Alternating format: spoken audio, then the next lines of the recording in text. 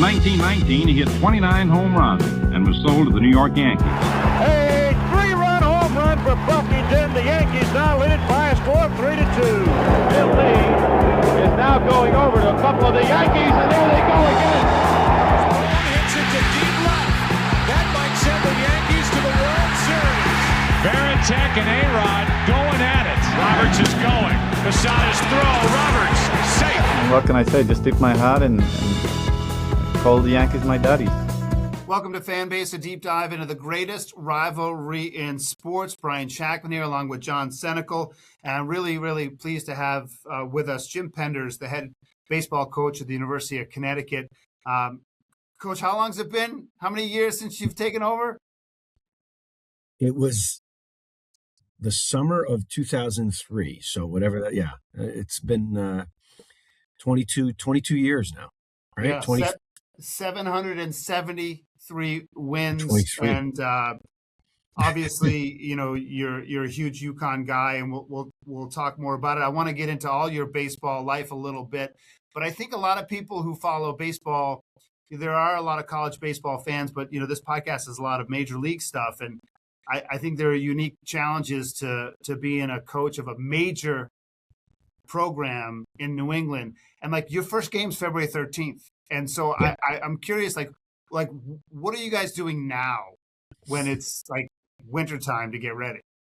Well, thanks for having me, guys. It's good to be with you. And what we're doing right now is trying to cram, you know, a preseason into 4 weeks of, you know, preparation. And we've been super fortunate the last 3 days to get outside. And in years past, before the existence of our beautiful Elliott Ballpark, there would be no chance of getting on J.O. Christian Field with a natural surface and the dirt infield. And now we are blessed to have such a state-of-the-art facility, the gem of the Northeast in college and all of college baseball, you know, just outside our doors here that we can utilize. And if it's 30 and above, we're going to get outside and we use that. We also have great indoor facilities. So we are practicing. We are actively practicing. We have pitchers that have been on the winter break that had a strict pitch count. They had 6 different opportunities to get off mounds. They've worked up to 30 and 40 pitches live at 100%. And so we're seeing those guys pitch against hitters for the first time this coming weekend. Just real quick, do you find yourself, even with all that, the first couple games can be bumpy? Oh, yeah. Yeah. And last year, especially when I don't think we got outside more than 3 days in the entire preseason. So that was really challenging. And there's been years where the first time our guys touch dirt in the new year is in Florida and not, you know, in store. That has happened. So now we have such a great advantage with the turf. And others are outside too. It's not like we're the only ones with it, but it just makes you feel empowered that you can actually play baseball. You don't have to kind of rehearse and be indoors in a 40 by 80 foot building is what we used to have access to. And now we can really get a lot of things done. We can scrimmage. We're hoping to scrimmage on Saturday this week. Coach, I saw pictures online that you guys are out, actually, like you said, on the field just a few days ago. You talked about it, you know, it can be a disadvantage, but can it also be an advantage too? Like, you know, preparing in this kind of elements, and then you go face the team, you know, say in a little bit colder climate early in the season, and you guys are prepared for that. I mean, typically you don't think New England baseball and the seasons are really short, but I guess that can be an advantage too and harden the guys a little bit. Sure. I wish we could get some teams from California and Florida to come here in March. I haven't been successful in doing that, although we are having East Tennessee State's coming up, but that's not until I think April. This year we have a bye weekend. It might even be May. So at any rate, yeah, it can be. You know, what we tell the kids, John, is when we're recruiting them and maybe we're up against a program from the Mid-Atlantic or the Carolinas, you know, we play in warmer weather due to our ability to travel. We play in warmer weather than the University of Kentucky, than the University of Louisville, than North Carolina, than Virginia Tech, than the University of Virginia. Because they're staying at home and playing in terrible weather in February and in March.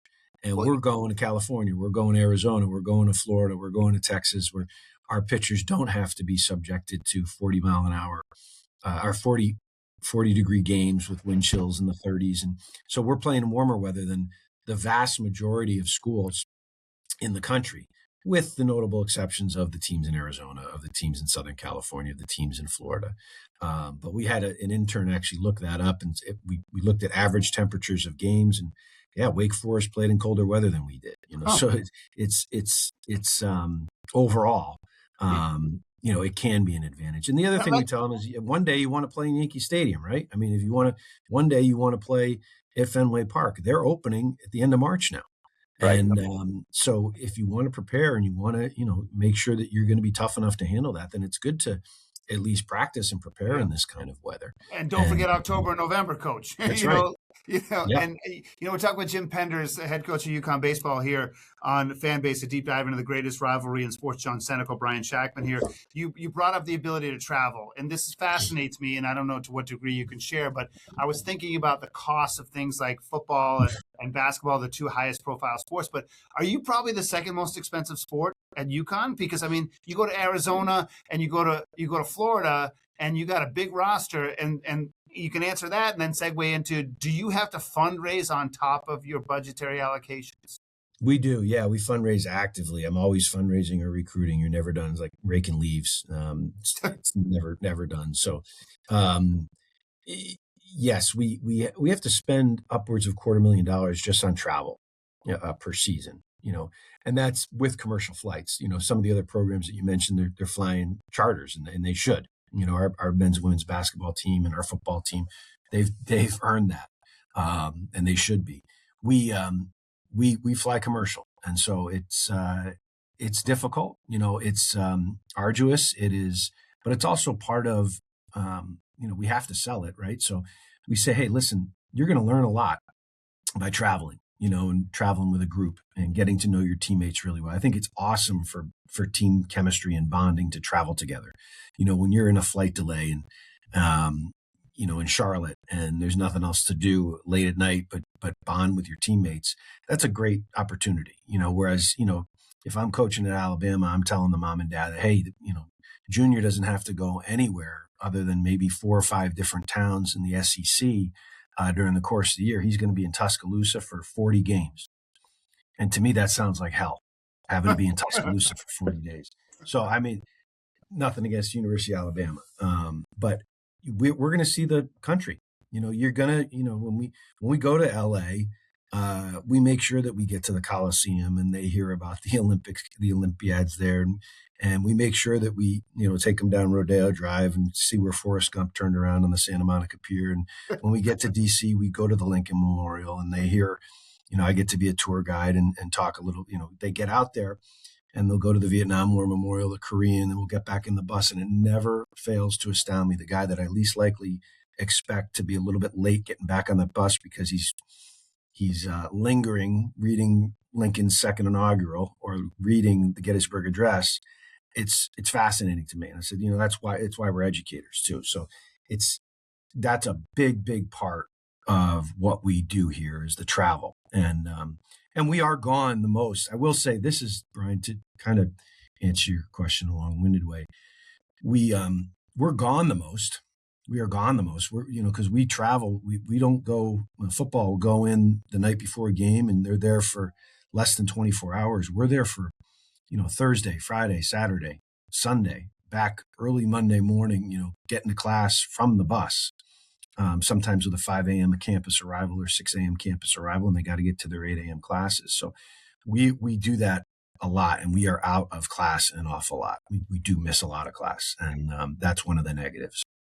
Coach, just to touch a little bit more on that, my son plays club baseball for Fairfield, and there's multiple kids on his team that were going to be on the actual Fairfield team that just couldn't handle the commitment there, or they didn't want the commitment. Mm-hmm. Talked a little bit about what this commitment really is for these kids. You talked about, the travel and everything, but, obviously they got to keep their grades up. Obviously they need a social life, and obviously they need to put a lot of effort into the baseball program.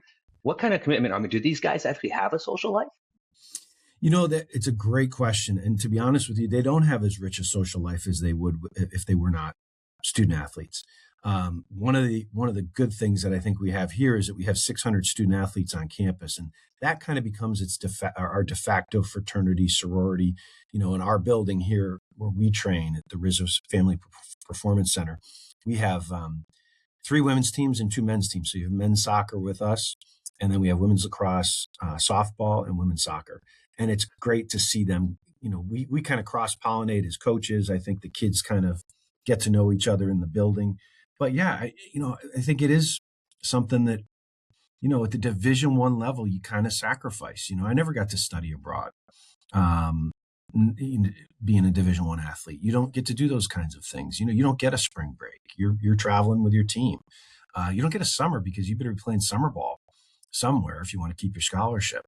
So it's a big time commitment, and you'll see 20 hours a week. That's not really true. I mean, it's a lot more time than 20 hours per week during the season, and you take travel into account. It can be a lot, can be cumbersome, and I think part of college really is. I feel as though my shortstop can learn an awful lot more from the music major down the hall or the English major than he can from the linebacker or from the first baseman who might be his roommate. And that's something that I think our kids do miss out on. Not to, it's so interesting because I have my nieces all played, NESCAC sports, and I have a lot. My wife works at Loomis Chaffee, so I see all phases. D1 athletes and D3 athletes. I mean, obviously, I was a crappy D3 athlete, and I had plenty of fun. But I do see the compartmentalizing happening even at D3 schools, Coach. I mean, I think part of me being at Amherst College was my floor was so ridiculously diverse and eclectic and different and weird, and that was part of it. And now you hear, my daughter's at Tufts, and it's like the lacrosse team socializes with the lacrosse team, and and they don't leave that sphere that much. And so I don't think it's just it's maybe more pronounced at D1, but I think it's a student athlete issue across the board, which I agree with you is really unfortunate. I think, carving out the population, I understand it mainly for swimming and crew because their bedtimes are so different, but I wish there was a way to keep, the holistic approach to it. And so I don't know that the genie's out of the bottle, but I think it's a really, really interesting topic. I wanted to continue with you, Coach Penders, Jim Penders from UConn baseball here. I said this off mic, and I say it to people, and I don't know if I'm prostituting what you said to me a couple of years ago, but I remember you saying to me something to the effect, if I recruit a kid and he plays great, he thinks he can play at Vanderbilt. If I recruit a kid and he doesn't play a lot, he wants to go somewhere to play, that you can lose them in the portal no matter what. And I have a couple of questions because I saw a statistic just today that players entering the portals is down like 23% since colleges started paying players. But it's still rampant, and I still think the system's broken. But I wanted an update on where you are now. Are you paying players? Is the recruitment situation still miserable? Are you even looking at high school kids? Just give us the broad brush. Sure. Yeah. And it has changed. We are paying guys. We're not paying everybody, but we're paying, I'd say probably about less than a third of our roster. And our roster is 39 this year. So it's significant. The majority of our guys are going to get between $5,000 and $15,000 a year. But we have guys that are getting above that. We have one guy in particular that's, doing much better than that, maybe 4 or 5 times that, maybe 6 times that. So it's challenging. Mainly it's about retaining, and you're not supposed to use rev share or NIL to retain players, but everybody's doing it. And that's really the nature. Okay, so just quickly, the money to pay them comes from that $20 million allocation, and you're basically telling me that a guy's coming in after the season and say, I'm going to go here unless you can give me this. We haven't had that direct an exchange, but usually the decision's made. I try to get these guys as soon as our season ends. So exit meetings this past year happened right after the selection show and when we didn't hear our names. Yeah. So we had our top guys, the guys that we really wanted to come back, in my office first, that, minutes after the end of that show. Oftentimes those meetings are happening in airplane gates When we do have commercial flights, that's the only time that I'm grateful for delays getting home, is that we can do our exit meetings. And I want them to know, hey, before they can have that conversation with me, I want them to know, hey, we're going to come up with blank and find a way. And, the guy that I mentioned that's making significantly more than that, he'll remain nameless. If he were to have gone into the portal, he would have been a $250,000 player, in the SEC or at a couple different schools, possibly in the Big 12, possibly somewhere in the ACC might have that kind of money for him. But he didn't. He took the hometown discount. He's comfortable here. He knows that there's a good formula here. He knows that his development he knows that he's cared for. He knows that his development is going to continue to take place. And he doesn't want to chance that, for a short-term payday. I think he's being really smart. And it's about, you're going to make the real money when you sign a major league contract and are in there for 5, 6, 7, 8, 9, 10 years. So that's what he's betting on. But yeah, it's changed. It's changed an awful lot. Yes, it does come from that pool. However, I have to raise it. So I'm raising about just around approximately $250,000 a year that's going to our roster right now, in addition to our scholarships. The scholarships have kind of remained static at our program of 11.7. There are programs that have 34 scholarships. They're not many, but there are some. And so it's becoming more and more challenging, but we just have to find a different way. And we always seem to do that. And the longer I do this job, you think the better I get at it and the easier it would be. It's not. It seems to be getting more difficult every year. Coach, when we talking about the transfer portal, obviously this is something that, kind of just come along in recent years, as a household kind of talk. It wasn't around when you played, obviously. It wasn't around like when George Springer played, right? But I look at these rosters across, like you mentioned some of these teams, but like a team like UNC, they have 42 players coming in and 41 going out. And like you guys are bringing 22 new players and 15 transfers. A lot of these teams are just reinventing their team every year in a way. Yeah, it's exhausting. I mean, June used to be a decent time of year. You just finish your season and you're putting together 2 or 3 years down the road. Now it's like you're replacing guys that just walked out.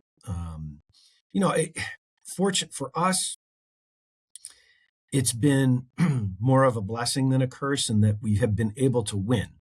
If we have a bad season, though, I mean, it could reverse on us very quickly. And we've been able to use the portal to say, hey, this might be a good time for you to look elsewhere and kind of give them a gentle nudge. And in some cases, not so gentle. It's time for you to move on. And that makes it for the job. It's becoming more of a job and less of a vocation every year for me. And that I know that I'm going to get a lot less wedding invitations in the final 10 to 15 years of my career than I did in the first 10 to 15 years of my career, simply because the relationships are drifting, or at least trending toward more transactional and less transformational relationships between player and coach. And that's a real challenge for me to make, because that's really what I get off on, is those transformational relationships and hoping that these guys are going to show up to the wake and the funeral and still send the text on Father's Day and get the wedding invitations and birth announcements in the mail. But it's because that's how you get rich in college baseball. You can get rich in college basketball and football in other ways, but that's how you get rich, is the relationship. So that is more of a challenge too. When you get money involved, as you guys know, it becomes more challenging to do those kinds of things. Yeah, you talk about relationships, and obviously that's a huge part of recruiting. I'm thinking about the movie Jerry Maguire, and recruiting that college football player, and sitting in the living room, shaking the hand. My word is strong as oak. You obviously have to still recruit players, not through the transfer portal. Is that still happening? I know it is, because I've seen you recruit players. My son played on a team with Cam Riggy, who's an incoming freshman from Wethersfield, Connecticut. Yeah. But there's not a lot of that available anymore. How hard is it to find these kids that are local or true freshmen? And how hard is it to actually, find someone that can stick at UConn? We are super conservative when it comes to the Connecticut high school player in general, but even more so now. So Cam Riggy winds up being the Gatorade Player of the Year in Connecticut. And he really struggled this fall, offensively, but he's going to be a really good player. We know it. And he works his tail off. He killed himself in the classroom, did an unbelievable job. He's a great representative of our program, and I want to see him grow. And I hope that he sticks around and we can see that development through. But we are very careful. Cam actually lives in my hometown, or where I live. And so the last thing I want to do is go into D&D market and in a couple years and say, yeah, we had to cut your kid, Mr. and Mrs. Riggy. That's not something I want to do. So that's why we're uber conservative when it comes to the Connecticut high school player. We have to know in our bones that Connecticut high school senior is going to develop into a really good player for us. And sometimes we miss, but I think we're very good at limiting our mistakes, especially on the Connecticut kid. I'd rather be the dummy that didn't recruit the Connecticut high school player than the jerk that had to cut the Connecticut high school player, because they really are the backbone of everything that we do. Now, with that said, they're becoming less prominent on our roster because of the portal. And I'd much rather recruit production over prediction, and or prognostication, or, whatever you want to call it. When you have a 20, 21-year-old that has produced at any level of college baseball, that guy jumps ahead of a high school senior. And that's just the nature of the beast. If they've won elsewhere, we're going to be really attracted to that transfer candidate. And it's funny because I know deep down there's probably that's difficult. And I've talked to other coaches, and I'm not going to name them. It's like some of the stuff makes my stomach churn, but if I don't do it, I'm not going to win. And if I don't win, I'm not going to have a job. And so right. Whether it's like this whole thing about some people with professional experience now coming in mid-semester, that's not just happening in basketball. It's happening in some other sports. I've seen it in hockey. And I want to get to other stuff, but I want to ask this last question. You can do what you want with it. It makes me a little sad, Coach, to be honest with you, because you're not perfect, I'm sure, but the integrity you talk about, the experience of actually connecting with these kids is important to you, and it's moving to me. And, I go back to Jay Wright. Jay Wright was the first one, the Villanova coach, who knew what was coming. And he's like, I'm getting the hell out. This is so not what I want to do, and I'm just going to get out. And other older coaches did it. And at some point, you're going to say, this isn't worth it. And I'm just curious if those thoughts have come across your mind. No, I can't retire yet. I got 3 kids and a mortgage, so no, I can't even allow myself to go there. So, no, I still love what I do, and I hope I haven't painted too bleak a picture. I still love, and those connections are still happening. They're probably just not as prominent as they once were. But it still is a vocation for me. It is a calling. It is not a job. So I can still take delight in those connections. And now they just have to happen faster. We have a young man here for 1 year, perhaps, as a grad student. He's ultra motivated to make it work. We're ultra motivated to make it work. So it's a lot like speed dating, and you got to fall in love quick. And I think we're able to manage that, and we've been able to keep the guys that we've wanted to keep for the most part. And I hope that just continues. But it's getting more difficult. Certainly getting more difficult to do so. Well, listen, let's reset. John, do you want to ask something, or you want me to? Can I reset and move on to go for it. Okay, so we're talking with Jim Penders, the head baseball coach at University of Connecticut. They start their season in about a month, and they've won 35 games or more, with the exception of the pandemic, for at least 10 years. And they got hosed for the NCAA tournament last year, but they've made it the last couple of years, and it's been really fun for us to follow. I want to talk about the game itself. Because we talk a lot about baseball. Are there more home runs and more strikeouts in your college baseball? Is exit velo the topic? Are you getting guys who just throw hard and then you got to teach them how to throw strikes? Just talk about how this game in college now compares to the majors. Is it all analytics now too? Yeah, there's a lot of analytics involved, and we have young kids on our staff that volunteer. We have one paid intern who is the director of analytics, does a super job. He also pitched at the University of Scranton, so he can kind of do both. You can see how we like to think with analytics. It's like we have to use the analytics. We can't allow ourselves to be used by the analytics.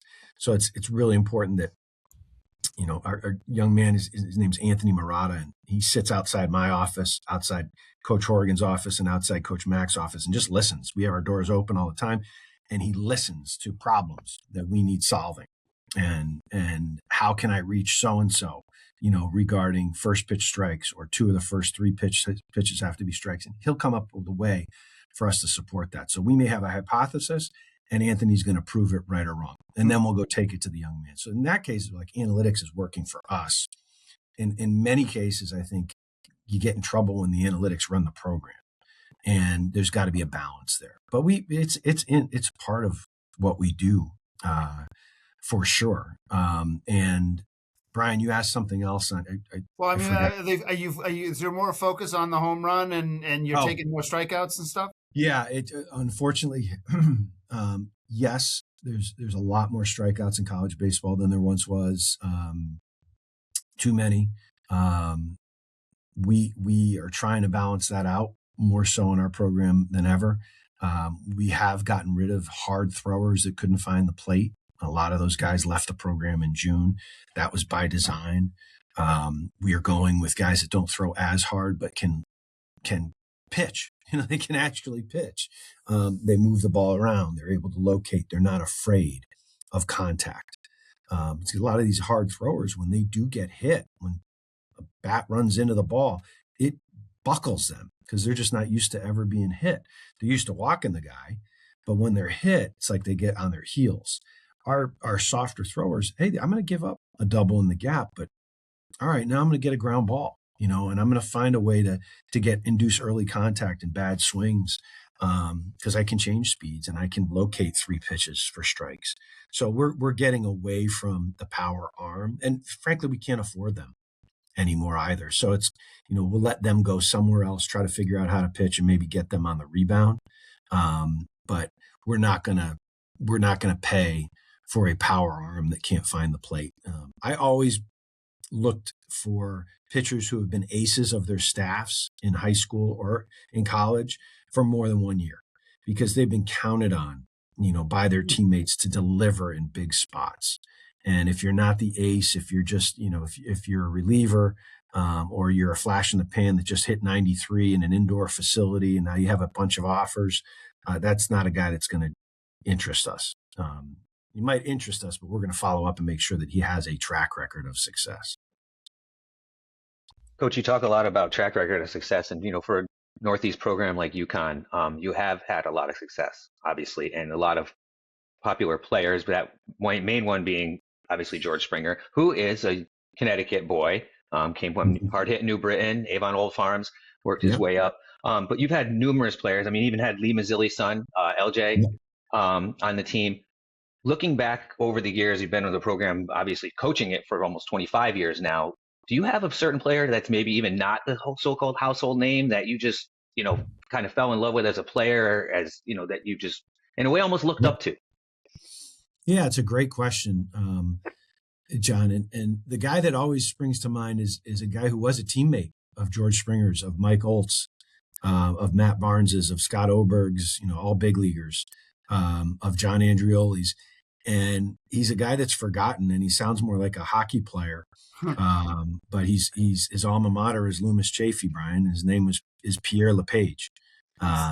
Pierre LePage was just a dominant second baseman for us, and was probably the best clutch player I've ever coached. We needed a hit. We needed a walk. We needed him to get hit by a pitch. We needed him to make a diving play in a big spot. He was the guy that did it. And I think George and Mike would admit that they would get the 2-run double after Pierre would break the tie, with a single through the right side, that wasn't all that sexy, but got the job done. Just a gritty, great competitor. Now he's one of our donors. He lives in Wethersfield with his wife. What does he do now? Like, what did he end up doing? He's in finance, and he's done well, and he's just a super, and he was also a very challenging guy to me. Brilliant, could ace the test without studying his butt off. Could miss a lift here and there with a phantom injury, and then find a way to perform during the game extraordinarily. might not practice one day, but then was lights out, the next day in the game. So he was challenging as a coach. And I think he made me better as a young coach too. So I'm grateful to him there. We butted heads while he was here often, but I always loved, seeing him compete, and didn't always enjoy seeing him practice or study, but I always loved seeing him compete. And now he's competing in the real world really well too. It's an amazing story. It's interesting that you bring up a guy like him, who you say he's probably one of the most clutch players you have. Then he doesn't show up drafted anywhere professionally or anything like that. He was drafted. He was played a couple seasons for the Chicago Cubs in the low levels, the minor. All right, cool. How do you handle that kind of part of it, the coaching thing, where you have players that come in that, I mean, let's be honest, most of them are not going to get even drafted, right? A lot of them, and if they do, they ain't going to make the major leagues. Is that something a conversation you have with these players, that you talk to them about and be like, listen, dreams are dreams, but there are realities involved in this? Usually we don't have that until they're here, for a few years. That's the last thing I'm going to bring up on a recruiting visit.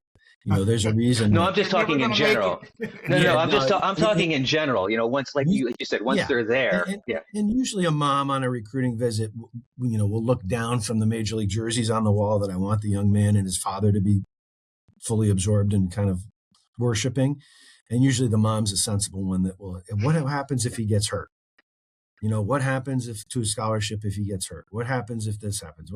So she's the plan B person. And so you have to have those answers ready. And it's helpful to work at one of the top 25 public universities in the country and work at a place where not just no average students get into UConn anymore. You better be pretty special. Yeah. So it's a really competitive place. And the brand is known all over the world now. When I graduated in 1994 in the dark ages, when I met somebody on an airplane or somewhere outside our region and they'd ask me, oh, where'd you go to school? I would be very conscious of saying the University of Connecticut, because if I had said UConn, they might look at me cross-eyed and say, in Alaska, Canada, why UKO? Now there's no chance of that happening. Yeah. And that's really, I am old, but it's about 30 years ago.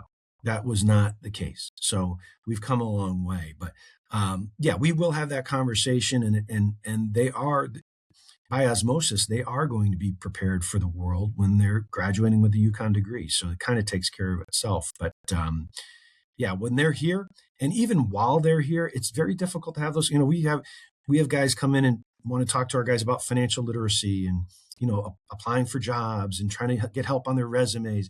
They don't want to listen. They don't want to listen because they are highly motivated to get to the major leagues.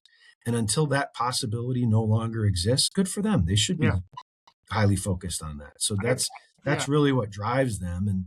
But I laugh. I said, you guys on this financial literacy talks, you got to come in December after these guys graduate and don't get drafted, because then you're going to have their full attention. Then they're going to be worried about their resumes and stuff. But until then, you really need that focus in baseball too, because there's so much failure in it. If you don't believe in yourself, if you don't believe you're the best, we're all young kids wanted to do this and that, and I mean, the dream. I still want to play at Yankee Stadium. I'm not going to get the chance, but it's still a dream. Yeah, the dream is a motivator. You can look at it right here, Coach. Yeah. Well, that's what I want. Listen, let's wrap it up. We need to wrap it up and let Coach go. But we're talking with Jim Penders, the head coach of UConn baseball. This is episode 227 of Fanbase, a deep dive into the greatest rivalry in sports. If you don't know the coach, he's got 773 career wins, over a 600 winning percentage.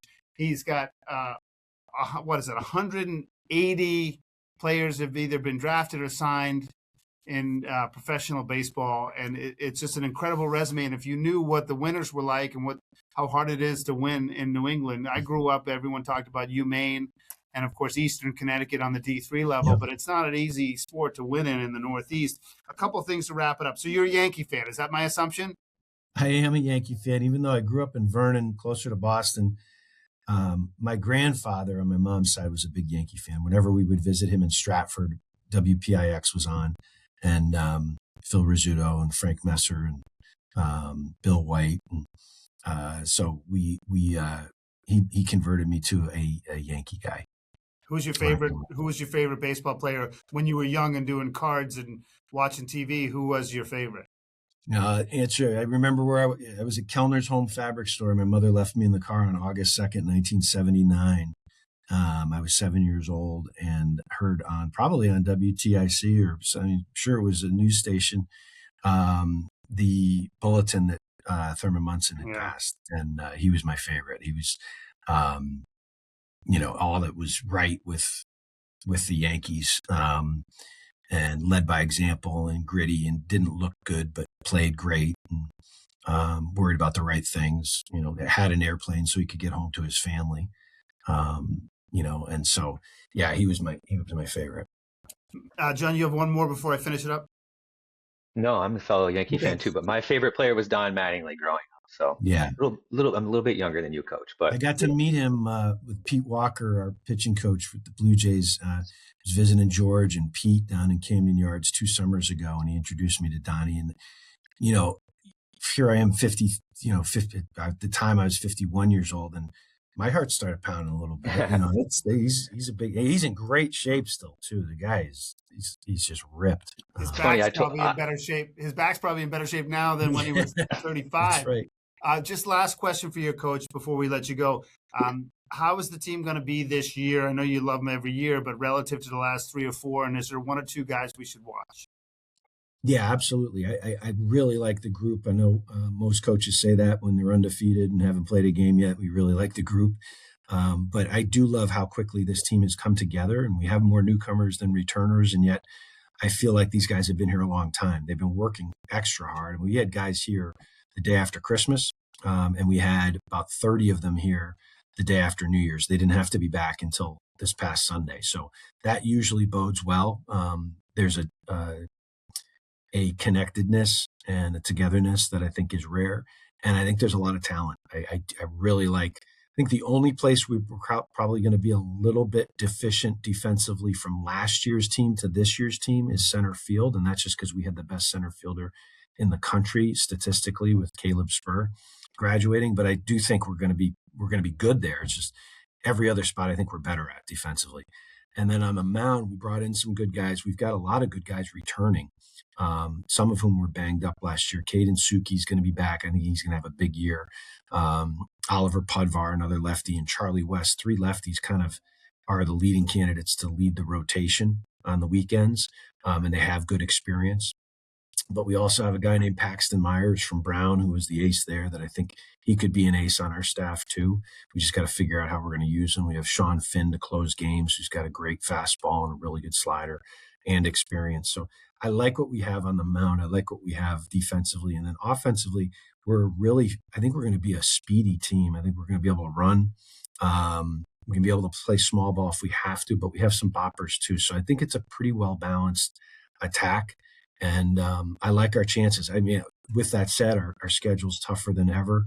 We have some early season, real challenging trips, a lot of Power 4 programs on the schedule, and a lot of long trips. We're going to Arizona, we're going to California, going to North Carolina, we're going to Virginia before we even play a home game. So it's going to be arduous to be sure, but I do think it'll toughen us up. And we just want, our whole theme right now is do OMT, one more thing, one more time, so that we don't hear guys like J.R. Teagues from Southeastern Louisiana, the chairman of the selection committee, explaining why UConn was left out of the field ever again.